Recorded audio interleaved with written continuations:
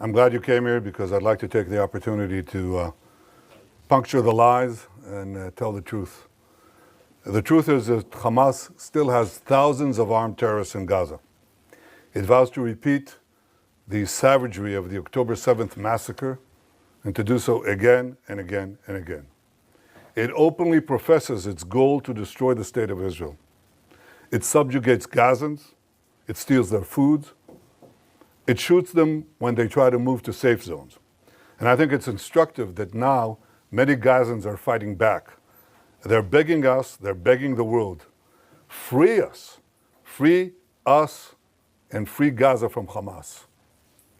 No nation can accept a genocidal terrorist organization, an organization committed to its annihilation, a stone's throw from its citizens.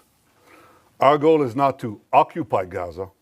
Our goal is to free Gaza, free it from Hamas terrorists. The war can end tomorrow if Gaza, or rather if Hamas lays down its arms and releases all the remaining hostages. Gaza will be demilitarized. Israel will have overriding security responsibility. A security zone will be established on Gaza's border with Israel to prevent future terrorist incursions. A civilian administration will be established in Gaza that will seek to live in peace with Israel. That's our plan for the day after Hamas, and let me summarize it. 5 principles for concluding the war. 1, Hamas disarmed. 2nd, all hostages freed.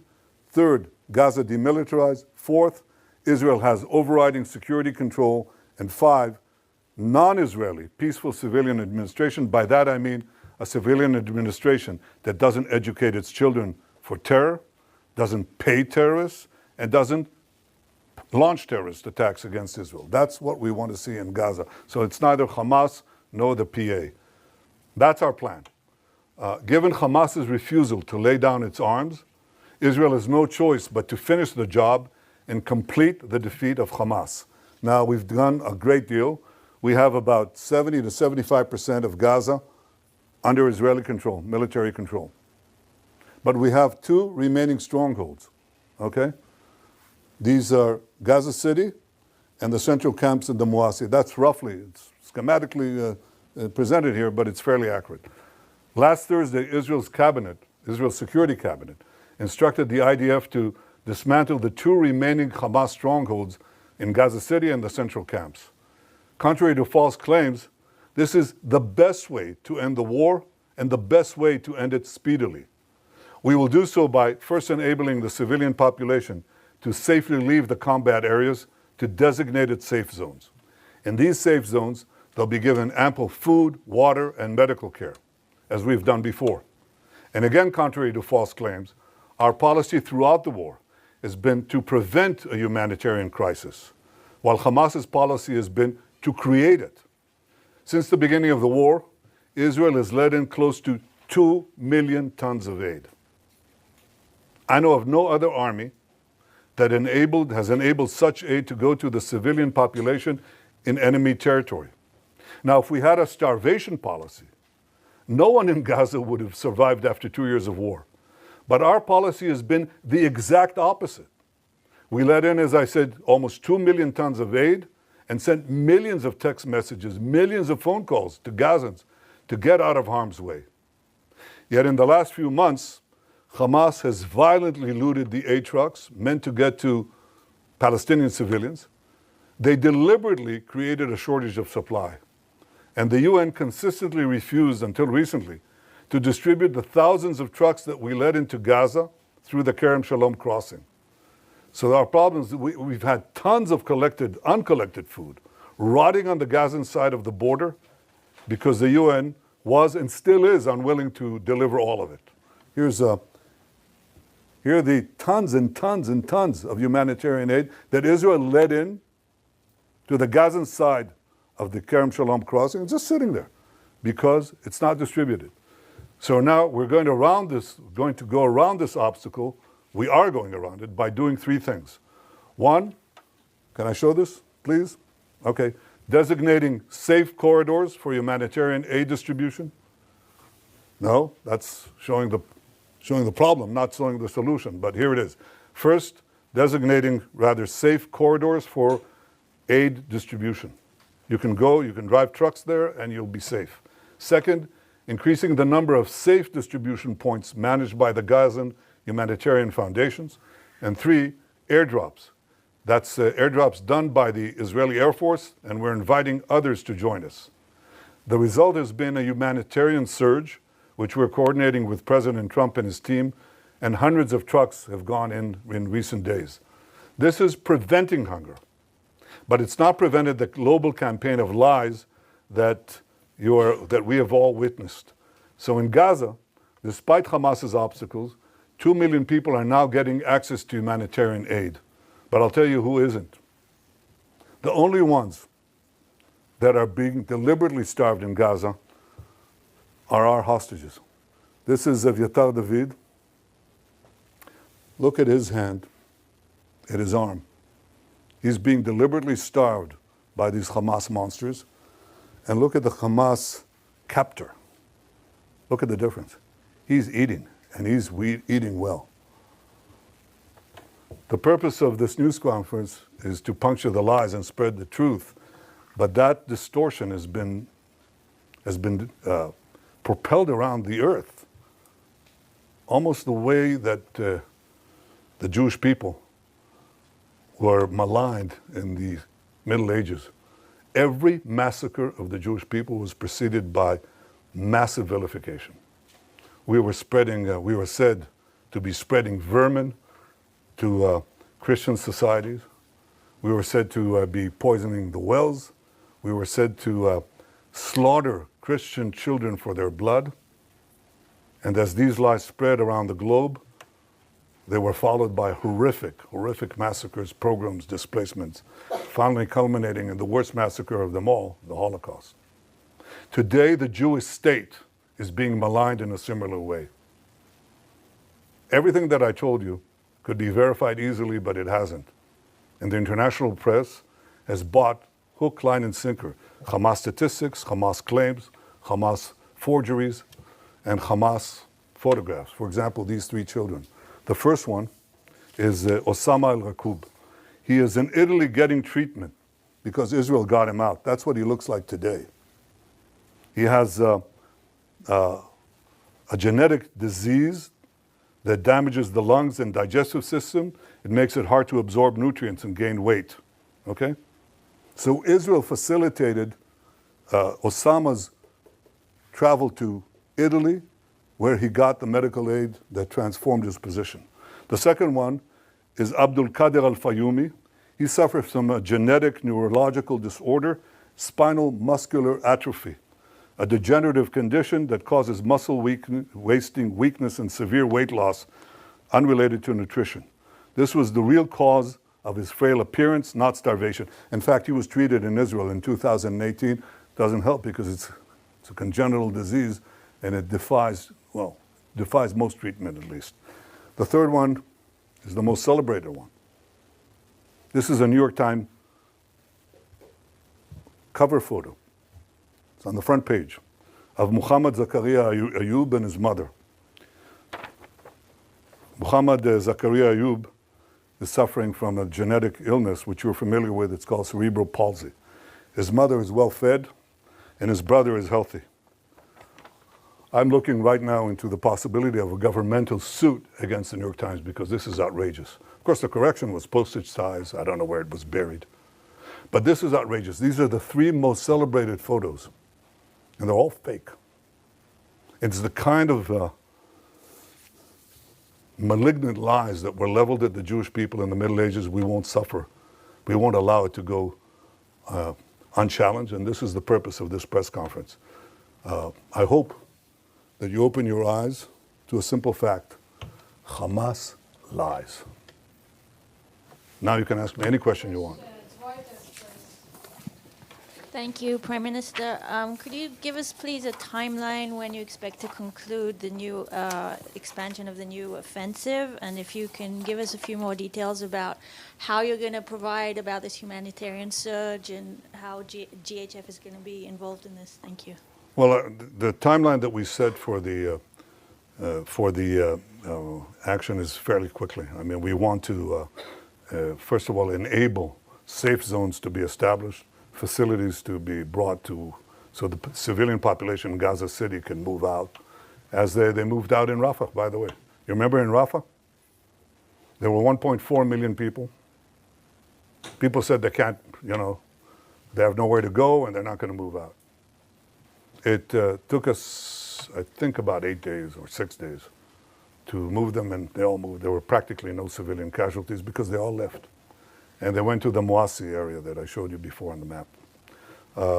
We think we can achieve a similar result that safeguards the civilian population, at the same time enables us to go at the last stronghold, the most important stronghold of Hamas, which we haven't done so up to the war. I mean, we've been there, but we haven't taken it as a goal to dismantle the Hamas stronghold there. We do now. I don't want to talk about exact timetables, but we're talking in terms of a fairly short timetable, because we want to bring the war to an end. This is how we bring the war to an end. As far as the surge is concerned, we're talking to the U.S. about additional measures, but we haven't waited. Because what we're doing, as I said, is designate safe corridors, allow, and expand the GHF distribution points, and we're trying to bring in more resources, hope to recruit some international organizations, maybe, God willing, the UN, if they ever decide to actually do something for the Palestinian people that doesn't go through Hamas. And third, increase the airdrops. The airdrops are important, but they're not the most important thing. The most important thing is ground routes that bring aid, a surge of aid to the Palestinian population as far as we can without letting Hamas loot it. Second question, yes. Prime Minister, 2 questions. Firstly, why is Israel not allowing foreign journalists into Gaza to report independently? And secondly, President Trump has said there is real starvation in Gaza. Do you disagree? Yeah, on the first question, in fact, we have decided, and I've ordered, directed the military to bring in foreign journalists, more foreign journalists, a lot.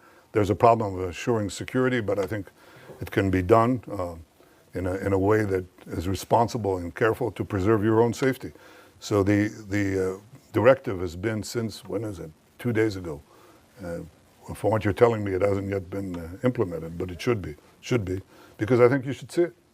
And one of the things you're going to see is precisely our efforts to bring in Gazans, to bring in food to Gaza. You'll see the trucks that have been entered Gaza and are still waiting to be distributed. You'll see Gazans who are fighting Hamas. We haven't seen it since the beginning of the war. And that's a reflection of the fact that they know that we're approaching the end stage. And these people are, risking their lives and their families, but they say, we can't take it anymore, and they fight back. And the other thing you'll see is physical destruction. And the physical destruction is not because Israel is destroying structures with people in there. That's not what's happening. Israel, in fact, is clearing the population, as in Rafah.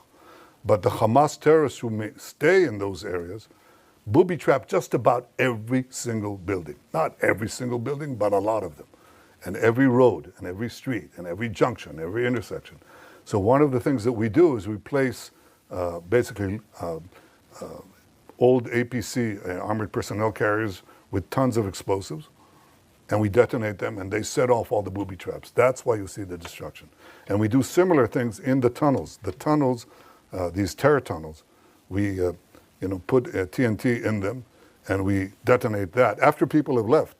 But they're under buildings, so the buildings collapse. That's why you see destruction. You see destruction not because we go after civilian populated areas, but in fact areas that have been cleared of civilians and are still rife with terrorists. And that's how we've been able to reduce actually the civilian casualties and increase, of course, the terrorist casualties. I very much appreciate President Trump's support through this entire seven-front war, his magnificent cooperation in the battle to stop the existential threat from Iran, his support throughout, and his support now. He says 2 things. He says all 20 hostages have to be released, and he says Hamas should not be there. And I think that he, like me, he recognized the fact that there have been deprivations in Gaza caused by Hamas. Hamas has been the cause of that. And what we have to do is overcome it. So we're working together to overcome it. Thank you, Prime Minister. Is Israel working, proceeding in the belief, in the understanding that it can and will recover all 20 hostages alive militarily?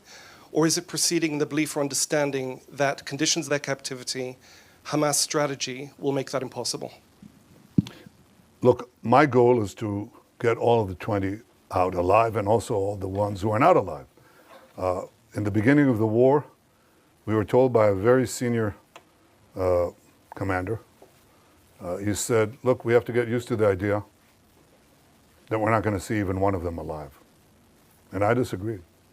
I said, we'll get most and possibly all of them if we apply judiciously both military pressure and political, diplomatic pressure.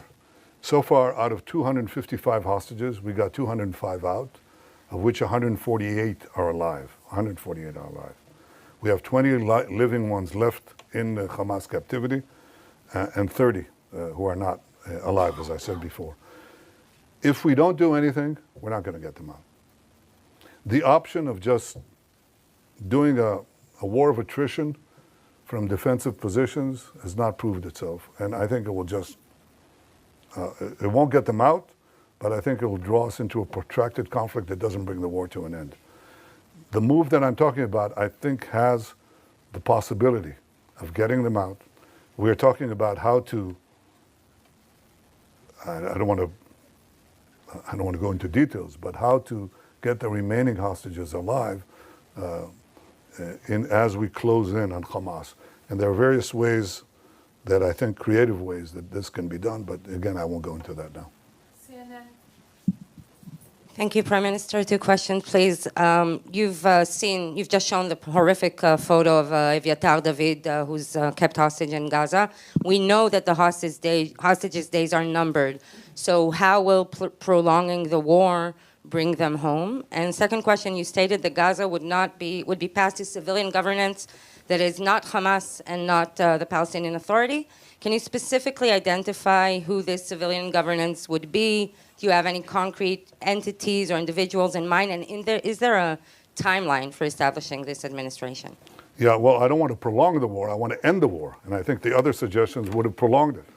We may have gotten maybe a dripping of hostages, even though Hamas showed no willingness to do that. And then they just go on and on and on, and we'd have this endless. Unless you are willing to just say, Israel, capitulate, go out. And even then, I don't think we'll get all the hostages. And if we capitulate, it means that Hamas will rearm, regroup, and carry out all the threats that it openly professes every day, by the way. Every day they say, we're going to do the October 7th massacre again and again, and we're going to destroy the state of Israel. You can't leave them there, So we're not going to do that. So my goal is not to prolong the war. My goal is to end the war. And I think that prolonging the war means that many of them could be starved to death. That's exactly the point. I don't want that. As far as the specific partners for the civil governance of Hamas, we're actually, I think the 5 principles are generally widely accepted. And it's instructive that some of the Arab countries, quite a few of them actually, said that Hamas has to be disarmed. I think this is the starting point. And look at what is happening in Lebanon as a result of our action. The Lebanese government, the new Lebanese government, is talking about disarming Hezbollah. Who would have believed it? Well, some of us did. I did. And that's changing the Middle East, as I promised to do on the second day of the war. I think in this case, if we succeed in this effort to basically end the war by defeating Hamas, its remaining strongholds, there are several candidates. That we're talking about, several constructs. And it's a transitional period. It's a transitional authority.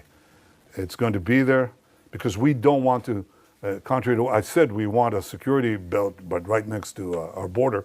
But we don't want to stay in Gaza. That's not our purpose. At least not my purpose. And I openly state, including to those who disagree with me. And there are some who do. But I think that our goal is to make sure that Hamas isn't there, and that what replaces Hamas does not educate for terrorism, pay for terrorism, launch terrorism, but is willing to live in peace. There are candidates. I don't want to spoil the chances of succeeding here because I think they're real, but they're real providing we finish the job. See, no one's going to go in there if we don't finish the job. We can talk about the day after until eternity. No one's going to go in there unless we finish Hamas, and we're able to finish Hamas. And we will finish Hamas. Yes, Welt TV Germany.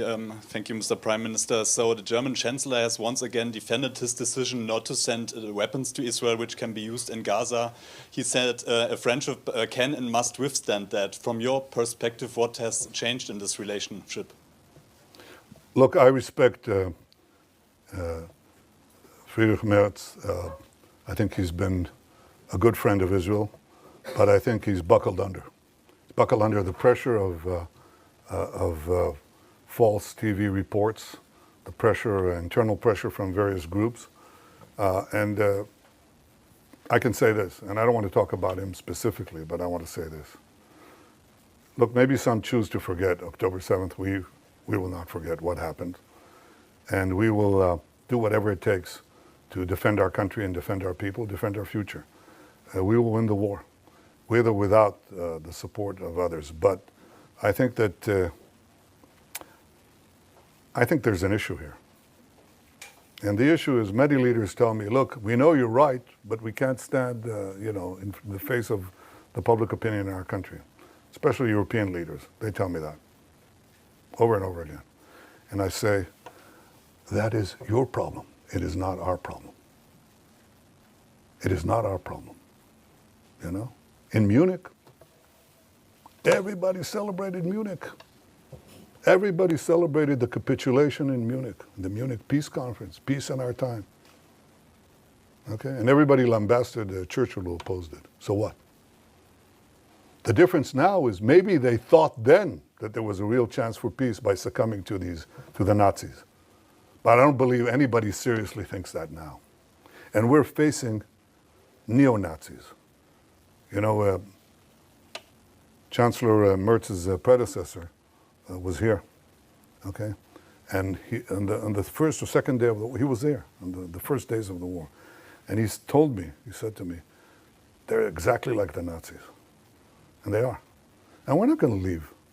We're not going to leave the remainder of the Nazi army, in the equivalent of Berlin.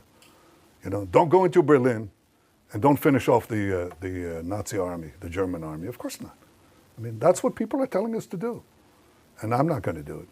And the Israeli people are not going to do it. We're going to do it. And we have enough criticism within, but the majority of the people, if you really check it, the majority of the people say, that's a result we can't afford if we want to live here. So we're going to do what we need to do. And I hope that Chancellor Merz changes his policy. And you know when he'll change his policy, for sure? When we win.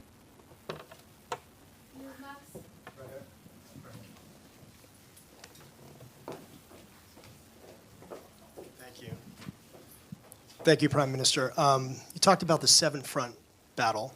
There's an 8th front, the propaganda war, the information war. Is Israel winning or losing this war? And also, have you spoken with President Trump since the Security Cabinet approved this plan? If so, can you share some of the details of that conversation? If not, do you plan on speaking with him at some point soon? And is he planning to also come to Israel at some point? Well, I suggest you ask him that. But I haven't spoken to him since next Thursday. Yes, I intend to speak to him very soon. You asked about, sorry, could you repeat the first part of your question? The first part was about the propaganda. Oh, the propaganda war? Well, look, no, I think that we've not been winning it, to put it mildly. I think there are vast forces that are arrayed against us. Among other things, the algorithms of the social network that are driving a lot of everything else, and people who really know, and they're the foremost people in this field in the world, they're telling me that about 60% of the responses on the social media are bots. They can categorically say they're bots.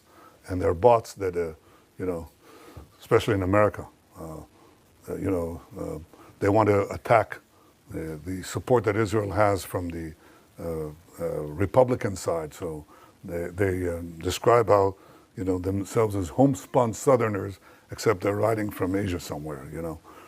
That's a big issue. We have to contend with it, and we also have to stand up and tell the truth, probably at greater frequency than we're doing now. That's exactly what I'm trying to do now. But again, if you want to win this war, end it speedily. End it speedily. Expose the lies as much as you can. End it speedily, and that's how you win the war. You win the war, the propaganda war, by winning the war and winning the peace. That's the simplest way to do it, and it's about time to do that. Sky News, UK. Last question, please. Last question. Thank you, Prime Minister.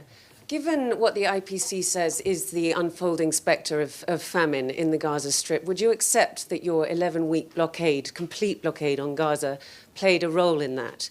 And also, given the killings that we have seen at the GHF aid sites, how will you guarantee that that kind of disaster will not happen when you have 1 million more people displaced? Thank you. Well, number one, the problem that we had was trying to stop Hamas looting. There's no question there was Hamas looting. Everybody saw it. You could see it. Hamas terrorists taking over trucks and so on. We tried to do two things simultaneously. Stop the trucks and bring in the trucks through the GHF distribution points. Okay. It wasn't successful. And it wasn't successful, among other things, because Hamas interdicted also the GHF program, the distribution point. So Hamas created this problem, and it was directed against us. Immediately, we have a starvation policy, which is completely false, any more than we have a genocide policy, which is equally false. We don't. Not this, not that. I don't know of a country that texts millions of messages to civilians to get out of harm's way, giving up the element of surprise, or calling them individually on cell phones. Yet Israel is accused of genocide. It's absurd. Or starvation policy. But there was a problem of deprivation. No question about it. And so we had to solve it. And the way we solve it is the way I described it to you. And there are now not 0 trucks, but at least in, I think last time I checked, hundreds of trucks that went into Gaza. That's alleviating the situation. Now we want to increase the number of distribution sites. So there's not, basically you answer this problem, or you solve this problem by the law of supply and demand. If you have a lot of supply, if you flood Gaza with food, which some of it will be pilfered, there's no way to get around that, will be looted by Hamas, but you'll have, if enough food reaches the marketplace, so to speak, then you'll see a difference. And you know what the difference is? How do we know for sure there's a difference? Because we monitor, as any one of you could, the price of food in Gaza. It's plummeted. It's plummeted ever since that we decided to take to do the humanitarian surge. And it'll plummet more if other countries join us. So I called on other countries to join in the airdrops. I actually called them to help persuade the UN to move those trucks. Because every truck that goes in brings down the price of food. That's what happens. And when you have no shortage like that, then you don't have also the crowding around distribution points.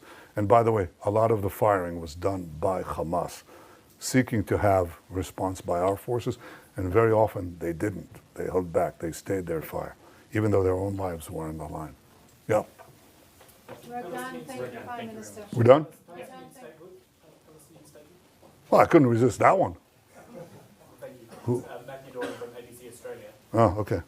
Matthew Doran from ABC Australia. You've Yeah. seen countries such as the UK, Canada, France say that they will support Palestinian statehood in the next short while. You've described that as a reward for Hamas here.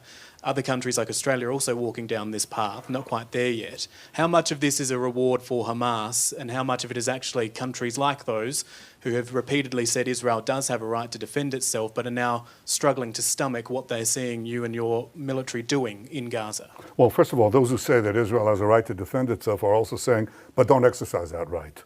When we do what any country would do faced with this genocidal terrorist organization that has performed the worst attack on Jews since the Holocaust, I think we're actually applying force judiciously, and they know it. They know what they would do if right next to Melbourne or right next to Sydney you had this horrific attacks. I think you would do it, at least what we're doing, probably maybe not as efficiently and as precisely as we're doing it. We've lost quite a few soldiers in that effort. But that's the first thing. I think that the second thing you ask is Palestinian state. Well, the assumption, the prevailing assumption in this is that the problem that we have with the Palestinians is the absence of a Palestinian state. And if they were given a Palestinian state, they would stop the efforts to destroy the Jewish state. But the Palestinians were offered a state many times, including in the partition resolution, and they turned it down. They were offered statehood by my predecessors with lavish concessions. They turned it down. Because the Palestinians are not about creating a state, they're about destroying a state. That's why they opposed the Jewish national movement to create a state. It's called Zionism. They opposed it before the inception of the Jewish state, and they've opposed it since. They've opposed it when they had the Judea and Samaria, the West Bank, and Gaza in their hold. They didn't say, let's create a state there. They didn't say that.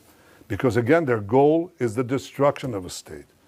It defies imagination or understanding how intelligent people around the world, okay, including seasoned diplomats, government leaders, and respected journalists, fall for this absurdity. It's so easy to verify, you know. And look at the PA, okay? Look at the Palestinian national movement today is divided, okay? Divided between two forces, okay? The Palestinian Authority in Judea and Samaria and Hamas in Gaza, okay?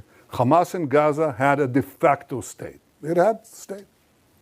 And it used it to launch a war of terror against Israel because their doctrine is that the destruction of Israel should proceed with forceful and direct military and terrorist moves.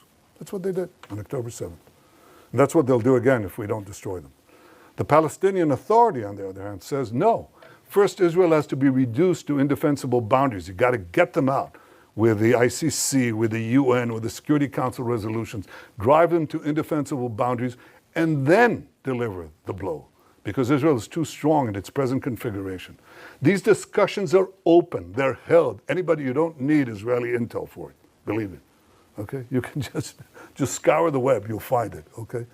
So they have no difference about the goal. That's why the Palestinian children in Judea and Samaria and the Palestinian children, that is the Palestinian children under the PA and the Palestinian children under Hamas, are educated with exactly the same textbooks. That's why the PA calls its public squares against mass killers of Jews. That's why they have pay for slay. The more Jews you murder, the more you get paid. Or your family gets paid. I mean, so that's the crux of the problem. The real reason that this conflict persists is not because of the absence of a Palestinian state, but the persistent Palestinian refusal to recognize a Jewish state in any boundary, okay? Now, when you give them a Palestinian state, when they haven't abandoned the goal of destroying the Jewish state, all you're doing is you're bringing the next war closer. Again, Hamas had a state. You just brought the war closer. And if you did the same thing in Judea and Samaria, right above Tel Aviv, enveloping Jerusalem, some say cutting Jerusalem into two, that's all that's going to happen. You're going to have the radicals again take it over, Iran take it over, and start a state from improved boundaries, start a war with improved boundaries. That's not going to happen. I think the solution to this problem is that the Palestinians should have all the powers to govern themselves in the places where they live and none of the powers to threaten Israel. They should obviously reform their whole education system. They should reform their whole historical outlook and say, all right, we accept that Israel is here to stay, not as a fact, as a physical or geographic fact, but as a fact of historical equity. If they want to live here next to us, they have to stop seeking our destruction. And to give them an independent state with all the trimmings, okay, is to invite a future war and a certain war. And that's something that today the Israeli public forcefully opposes. Before the war, by the way, it was about, third, two-thirds in the overall population. probably 60-40, or even more, sorry, in the Jewish population. But now it's changed more dramatically. I mean, we had a vote in the Knesset a few months ago about the possibility of, having a Palestinian state, and the result was 99-9. 99-9. And that covers a very broad spectrum. And today, most of the Jewish public is against the Palestinian state for the simple reason that they know it won't bring peace, it'll bring war. To have European countries and Australia march into that rabbit hole, just like that, fall right into it, and buy this canard is disappointing, and I think it's actually shameful. But it's not going to change our position. Again, we will not commit national suicide to get a good op-ed for 2 minutes. We won't do that. Thank you. Thank you very much.